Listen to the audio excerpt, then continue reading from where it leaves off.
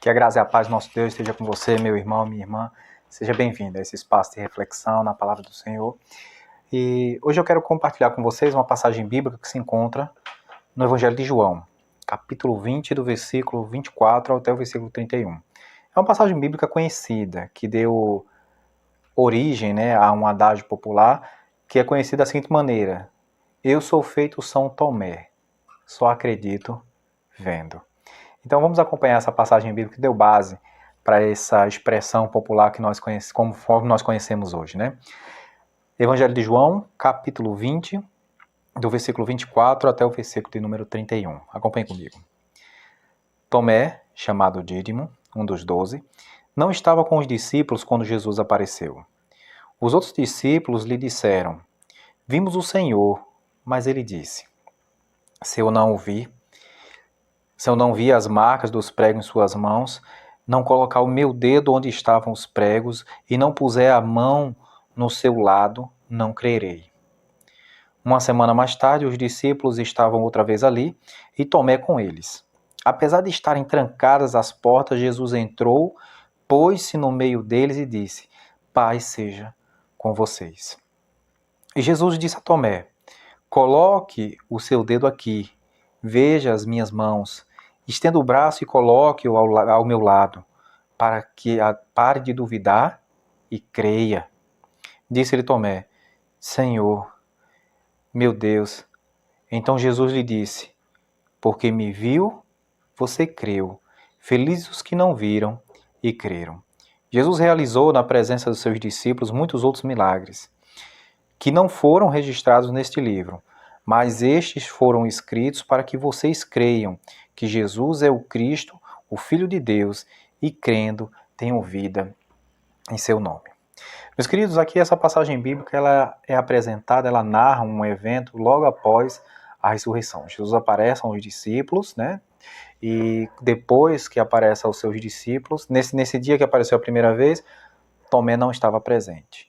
Então os discípulos foram contar a Tomé: nós encontramos Jesus. Jesus falou conosco, Jesus ressuscitou. Ele fez: só creio se vê os furos em suas mãos e o seu lado perfurado. Passa-se uma semana e temos aqui a descrição da cena que vocês acabam de ouvir, Meus queridos, nós, até nessa passagem bíblica, nós temos aqui uma interação do evangelista no versículo 31. Ele está falando diretamente com quem está lendo esse texto pela primeira vez, os seus destinatários originais, quando ele diz: mas estes foram escritos para que vocês creiam que Jesus é o Cristo, o Filho de Deus, e crendo tenham vida em seu nome. Então o evangelista João ele está aqui interagindo com o seu público nessa forma de escrever, uma forma para que todos percebam o quanto Jesus fez e que não haveria como registrar em livros de tantas coisas que foram feitas. Esse texto ele destaca um problema do homem moderno, que vive essa síndrome de Tomé. Muitos tentam validar as realidades espirituais por meio dos padrões humanos. Muitas vezes há uma necessidade de se validar a Bíblia pela ciência, e todas as vezes que nós tentamos fazer isso, nós acabamos nos atrapalhando.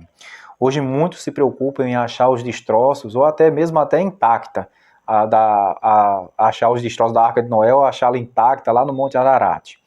Já vi matérias dizendo que um super scanner conseguiu visualizar ali tipo um fóssil, alguma coisa do tipo, e tentam procurar isso daí. Outros tentam catalogar de qualquer forma o peixe que engoliu Jonas, tentam catalogar nessas espécies que nós já conhecemos. Eu não quero desconsiderar aqui a contribuição que a ciência ela tem dado aos assuntos religiosos. É ímpar a contribuição da arqueologia, da história, da linguística, da filosofia, da própria teologia, nos fenômenos religiosos. Mas o que eu quero dizer aqui é uma coisa muito clara: eu não sou contra a ciência. Eu sou contra em tentar fazer da Bíblia um livro para explicar a ciência ou tentar explicar a Bíblia pela ciência. Por quê? Porque a Bíblia, meus queridos, ela é um manual de fé que apresenta a revelação de Deus ao longo da história. Na medida em que Deus vai se relacionando com o homem, Deus vai revelando detalhes da sua personalidade, vai revelando detalhes do seu ser. E essa revelação ela tem o seu ápice em Cristo Jesus. Ou seja, Cristo Jesus é a consumação da revelação do Senhor. E aí, nós, quando percebemos isso, nós começamos a nos indagar. Qual é a importância de achar os destroços da Arca de Noé, quando, na verdade, o mais importante dessa passagem bíblica é perceber a aliança que Deus fez com toda a humanidade.